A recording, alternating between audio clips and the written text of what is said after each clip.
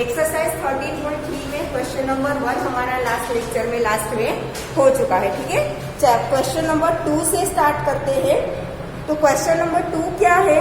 Find the total surface area of a cone if its slant height is 21 metre and diameter of its base is 24 metre.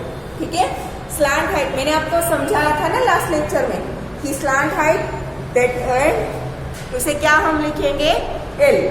दूसरा क्या होता है? Perpendicular height, जिसे हम सिर्फ height भी बोल सकते हैं, उसे हम क्या बोलते हैं? H। And radius of base circle is R। ठीक है, तो यहाँ पे हमें स्लैंट हाइट दी है L। कितना दिया है? 21 metre. Diameter of base circle is 24 metre. इसके ऊपर से रेडियस, बेस का हाफ मतलब 12 मीटर। हमें फाइंड क्या करना है? Total surface area of a cone. What is the formula to find the total surface area of cone? Pi are into bracket l plus r. ठीक है, हमें फाइंड करना है total surface area of cone is equal to pi are into L plus r. Pi की value question में कुछ नहीं दी है, तो क्या लेंगे? 22/7 इंटू आर। आर कितना है? 12 into L plus R. L is 21, R is 12। 22/7 into 12 into 21 plus 12 कितना होगा? 33। ठीक है ना, 7 किसी को भी डिवाइड नहीं कर पाएगा, तो क्या करेंगे? पहले हम इन तीनों का मल्टीप्लीकेशन, जो भी आंसर आया उसे किससे डिवाइड कर देंगे? 7 से। तो पहले तो 22 को 12 से मल्टीप्लाई करो, तो 12 2 जार 24, 12 2 जार 24 प्लस 2 26। इसे 33 से मल्टीप्लाई करो, तो 3 4 jar 12, 3 6 jar 18 plus 1 19, 3 2 jar 6 plus 1 7। यहाँ पे भी 2 9 एंड 7, 2 9 प्लस 2 11, 10 प्लस 7 8 7 1 2। उसे किससे डिवाइड करना है? 7 से।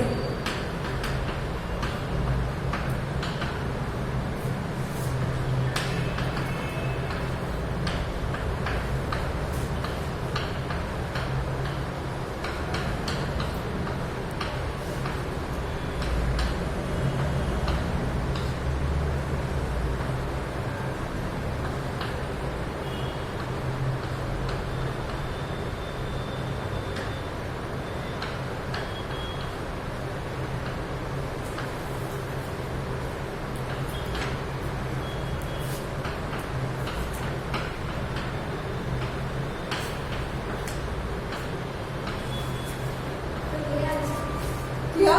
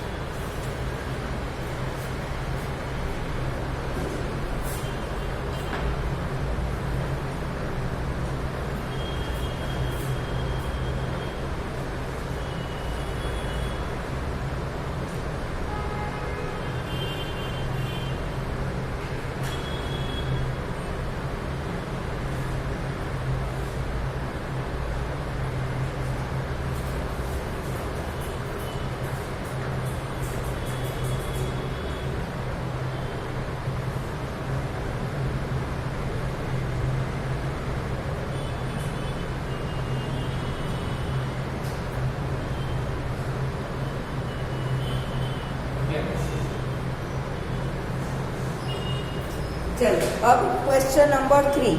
Question 3 is curved surface area of a cone is 308 centimeter square and its slant height is 14 centimeter. Then find radius of the base and total surface area of the cone. ठीक है, हमें curved surface area दिया है, slant height दी है, उसके ऊपर से पहले तो रेडियस फाइंड करनी है। कैसे करेंगे देखो।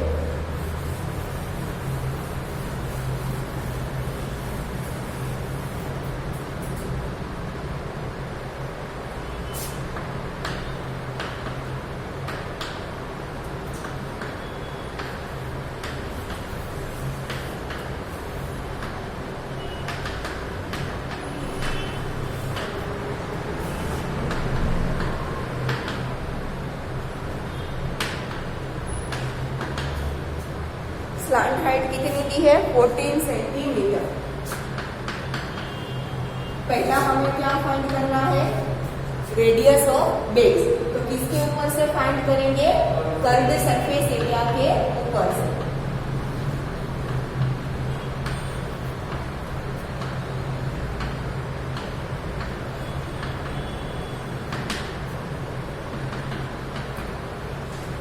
क्या होता है? पाई आर एच, ठीक है। और कर्व्ड सरफेस एरिया कितना है? 308। पाई की वैल्यू क्वेश्चन में कुछ नहीं दी है तो हम क्या लेंगे? 22/7 इंटू आर हमें फाइंड करना है। एल है 14, यहाँ पे 7 2 14, ठीक है। हमें आर चाहिए तो 22 और 2 दोनों यहाँ पे न्यूमरेटर में, इस साइड आएंगे तो डिनोमिनेटर में। R is equal to 308 divide by 22 and 2। इसे 2 से डिवाइड करो तो 154 and 22 7s are 154। Therefore R is equal to कितना मिला? 7 सेंटीमीटर। देखो, curved surface area centimetre square में, स्लांट हाइट सेंटीमीटर में, तो रेडियस भी किस में आएगी? सेंटीमीटर में। दूसरा हमें क्या फाइंड करने को बोला है? Total surface area of the whole.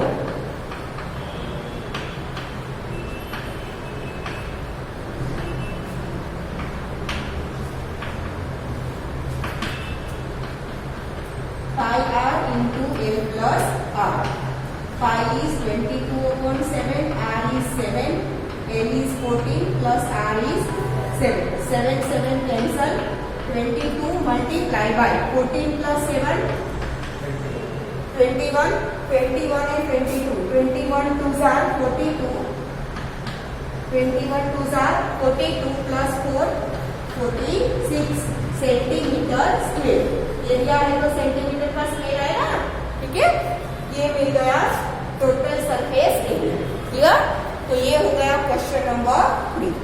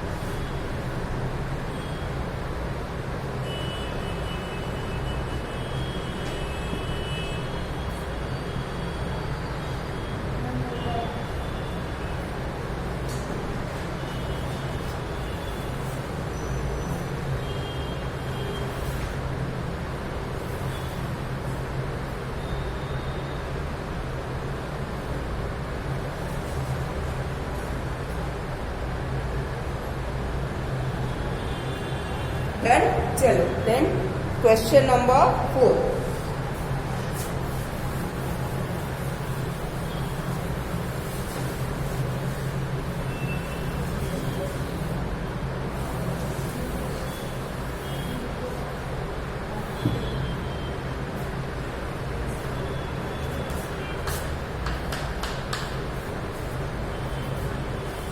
Question number 4 क्या है?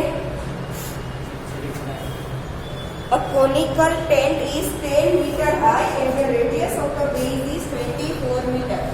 ऐसे कोनिकल शेप में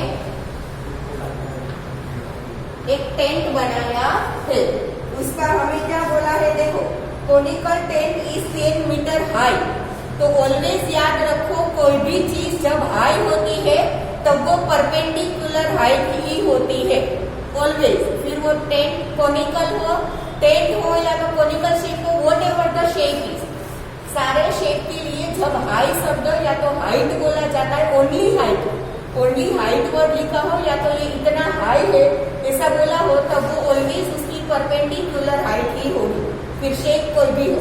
ठीक है, तो यहाँ पे हमें कितना हाइट दिया है 10 मीटर, मतलब कि ये जो हाइट है ये है 10 मीटर। ठीक है, जिसे हम क्या लिखेंगे h।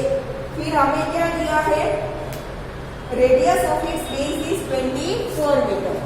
ये रेडियस कितनी दी है 24 मीटर। तो पहला हमें क्या फाइंड करना है, slant height of the tent. Slant height L हमें फाइंड करनी है।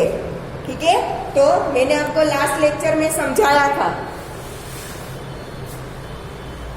ये पाइथागोरस थ्योरम, ये ट्राइंगल बना, राइट ट्राइंगल, यहाँ पे 90 डिग्री का एंगल, याद हो तो मैंने लास्ट लेक्चर में समझाया था। ठीक है, कि एच और आर के बीच में कितना एंगल बनता है 90 डिग्री का, तो ये क्या है राइट ट्राइंगल। तो पाइथागोरस थ्योरम अप्लाई कर सकते हैं। ठीक है, तो हम लिखेंगे फ्रॉम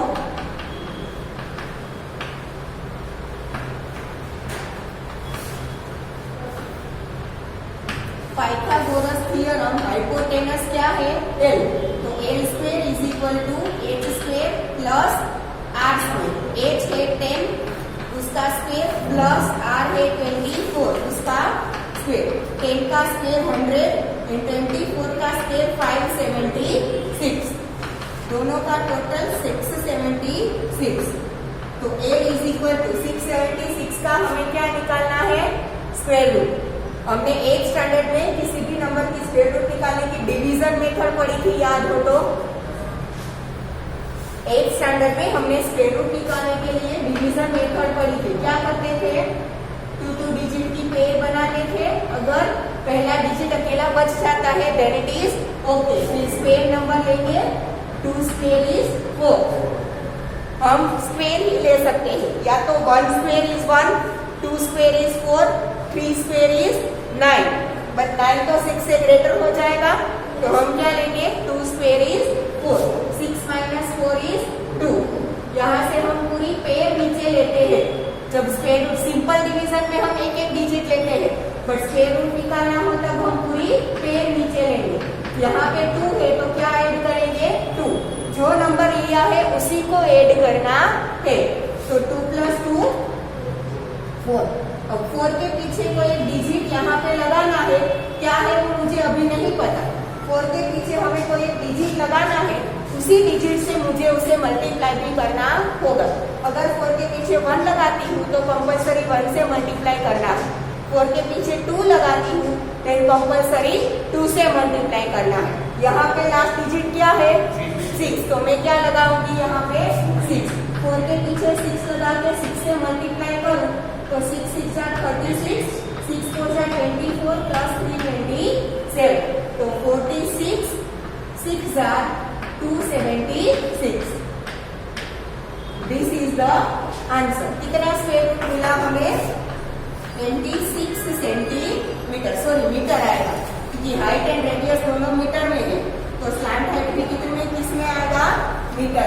ये हो गया फर्स्ट सॉल्यूशन। ठीक है, अब सेकेंड हमें क्या बोला है उसी क्वेश्चन में देखो, cost of the canvas required to make the tent if the cost of 1 metre square canvas is ₹70। अब कभी आप लोगों ने टेंट देखा है, जब कोई भी कपड़े में से टेंट बनाते हैं ना, तब वो टेंट सिर्फ कर्व्ड सरफेस एरिया में ही कपड़ा लगता है, नीचे जमीन पर वो कपड़ा बिछाया नहीं जाता। आया समझ में। ठीक है, तो यहाँ पे कैनवास का मटेरियल लिया है, फिर कोई भी मटेरियल हो, ऑलवेज जब टेंट बनता है तब उसका कर्व्ड सरफेस एरिया ही आएगा, क्योंकि बेस है वो कपड़े में से नहीं बनाया जाता। ठीक है, तो हम क्या पहले फाइंड करेंगे, हमें कॉस्ट फाइंड करनी है, तो कॉस्ट के लिए पहले तो कितना कैनवास चाहिए वो हमारे पास होना चाहिए ना। तो तो ही उसकी हम कॉस्ट फाइंड कर सकते हैं। तो वो कितना कैनवास चाहिए वो किससे मिलेगा? कर्व्ड सरफेस एरिया से। ठीक है,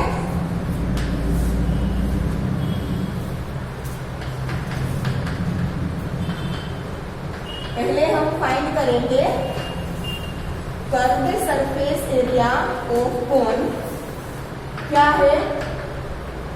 पाई आर एल। पाई क्वेश्चन में दिया नहीं है तो हम क्या लेंगे? 22/7। आर रेडियस कितनी दी है? 24 और एल हमें कितना मिला? 26। ठीक है, 7 से कुछ भी डिवाइड नहीं हो सकता। हो सकता है? नहीं। तो पहले ऊपर के तीनों का मल्टीप्लीकेशन, फिर उसे 7 से डिवाइड। ठीक है, 24 मल्टीप्लाई बाई 22 8 4 8 4 8 2 5 528 को 26 से मल्टीप्लाई। 8 2 16 2 2 4 plus 1 5 5 2 10।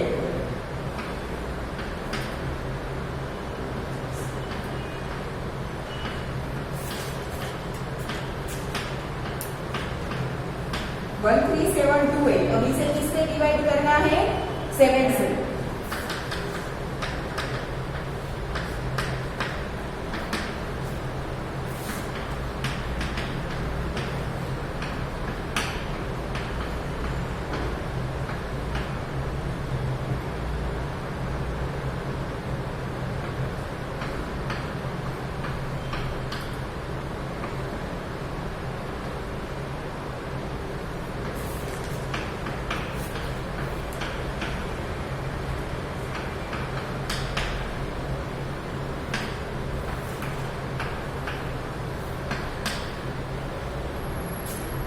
वन 1961.14 सेंटीमीटर नहीं मीटर आएगा ना। ये आंसर नहीं है फाइनल। पहले हमें मिला कर्व्ड सरफेस एरिया, इसमें मिलेगा मीटर स्क्वायर में। ठीक है, अब हमें क्या फाइंड करना है? कॉस्ट फाइंड करनी है। तो कॉस्ट के लिए हमें क्या इंफॉर्मेशन दी है क्वेश्चन में? देखो जो ये 1 मीटर स्क्वायर कैनवास के रुपीस कितने हैं? 70। ठीक है, हमें इतने मीटर स्क्वायर के लिए कितना चाहिए होगा? तो इसे 70 से मल्टीप्लाई कर देंगे तो मिल जाएगा। ठीक है,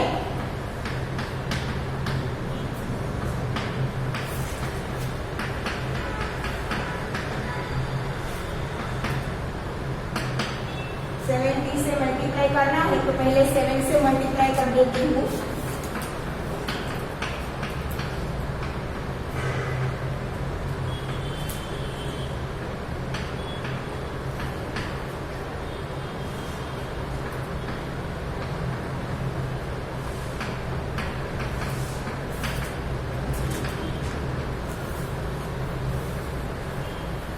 यहाँ पे 2 डिजिट के बाद पॉइंट है तो 2 डिजिट के बाद पॉइंट। कितने रुपीस का कैनवास टेंट बनाने के लिए चाहिए होगा? 1,37,279।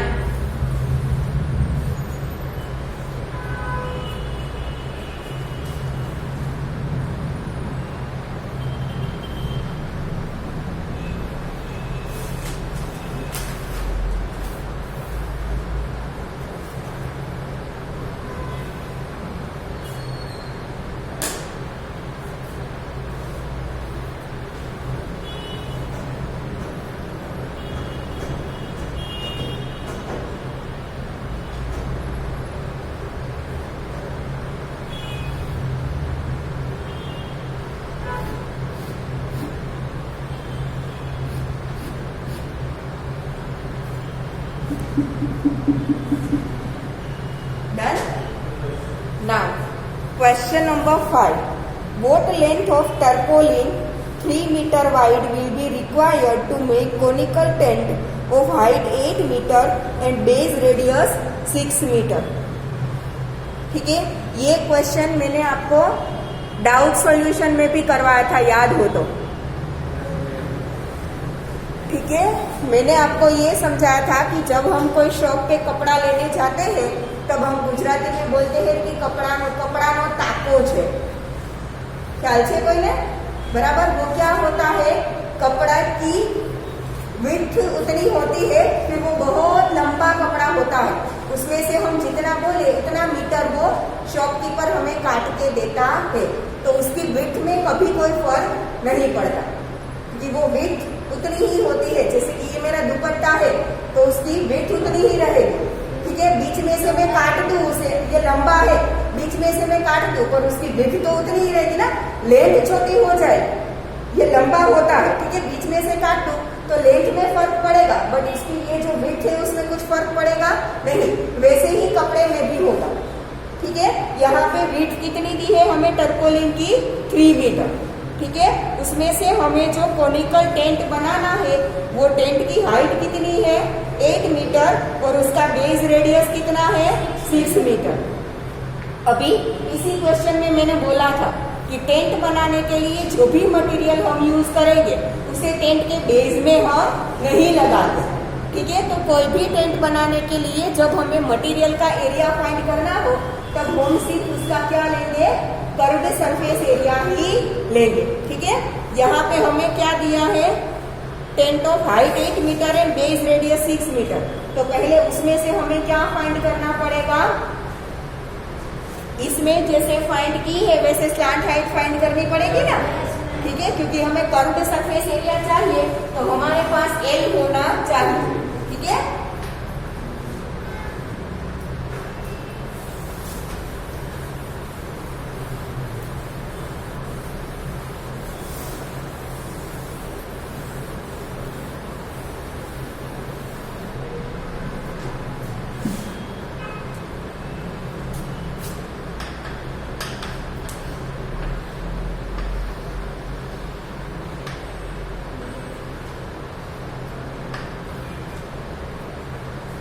हाइट दी है 8 मीटर, बेस रेडियस दी है 6 metre.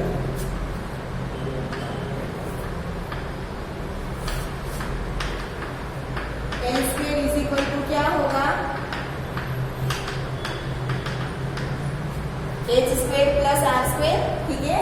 H is 8, R is 6, 64 plus 36 क्या मिलेगा, 100। 100 का स्क्वायर रूट क्या होता है, 10, तो एल मिल गया पहले हमें तो 10 मीटर। अब कितना मटेरियल चाहिए, कौन सा कपड़ा यहाँ पे लिया है, टर्पोलिन, पहले तो टर्पोलिन कितना चाहिए वो हमें फाइंड करना पड़ेगा ना, ठीक है। कितना टर्पोलिन चाहिए उसके लिए हम क्या फाइंड करेंगे, कर्व्ड सरफेस एरिया। मैंने अभी आगे के क्वेश्चन में भी बोला टेंट बनाने के लिए बेस में कपड़ा नहीं लगता, तो क्या होगा, कर्व्ड सरफेस एरिया। अगर बेस में कपड़ा लगता तो क्या यूज करते हम, टोटल सरफेस एरिया, ठीक है।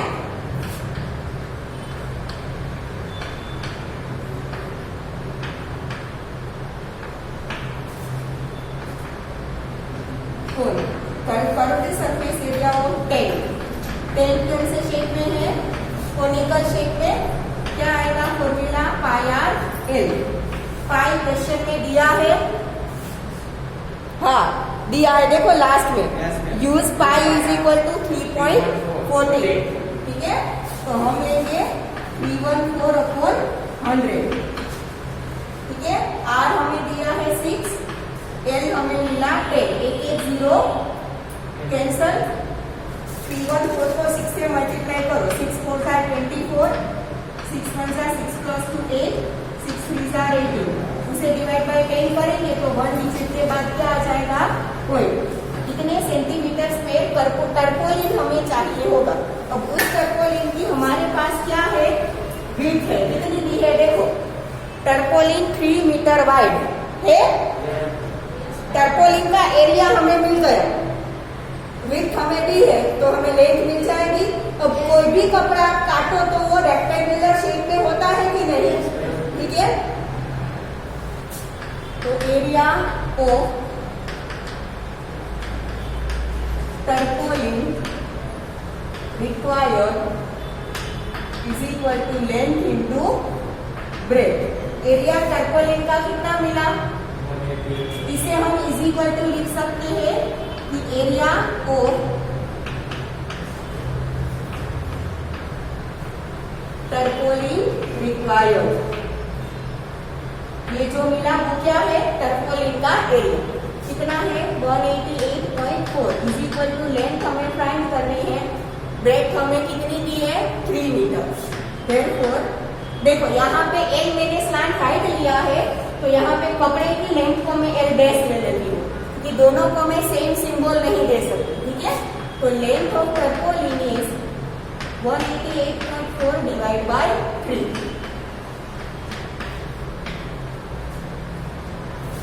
3 6 are 18, 3 2s are 6,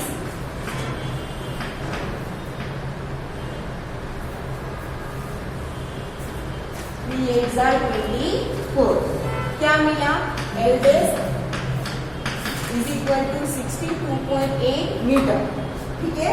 यहाँ पे मीटर स्क्वायर आएगा, हाँ ठीक है, क्योंकि हमें हाइट एंड रेडियस मीटर में दी है, तो एरिया किसमें मिलेगा मीटर स्क्वायर में, इसीलिए टर्पोलिन का मटेरियल की लेंथ भी किसमें मिलेगी मीटर में। ये हमें पहला फाइंड करने को बोला था, this is the length of the tarpaulin required. अब इसी क्वेश्चन में आगे क्या बोला है, assume that the extra length of material that will be required for stitching margins and wastage is in cutting is approximately 20 centimeter। वो 20 centimetre अगर हम ऐड करें इसमें, ठीक है, ये हमारा फाइनल आंसर नहीं है, हमें इसमें पहले 20 सेंटीमीटर क्या करना पड़ेगा, ऐड करना पड़ेगा। तो हम लिखेंगे कि length of tarpaulin required is equal to l dash plus 20 centimetre, ठीक है। 20 सेंटीमीटर ये कौन सा है, क्लॉथ यूज्ड इन स्टिचिंग।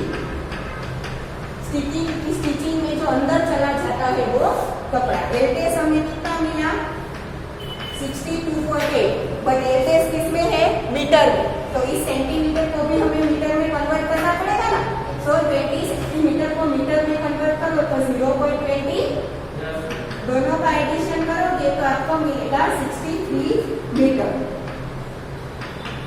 इतना लेंथ का टर्पोलिन हमें ये टेंट बनाने के लिए चाहिए।